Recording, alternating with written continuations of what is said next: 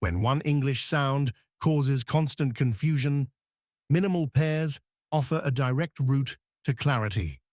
A lone mispronounced sound can lead to misunderstandings at critical moments.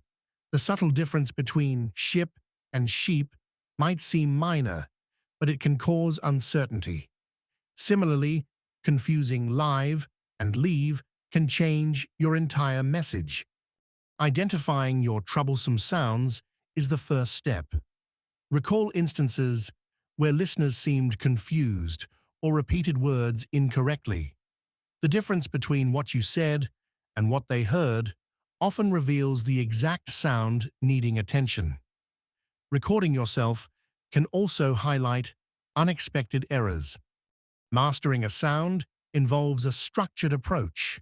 Begin by listening intently to distinguish the sounds. Progress to identifying them when heard. Then focus on producing them accurately in isolation.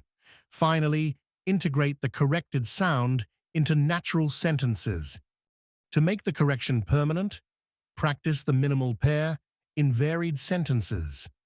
Place the target words in different positions within the sentence and alter the surrounding speech rhythm. This helps to solidify the distinction and prevent it from slipping away in everyday conversation. Use minimal pairs to pinpoint and permanently correct your most persistent pronunciation errors.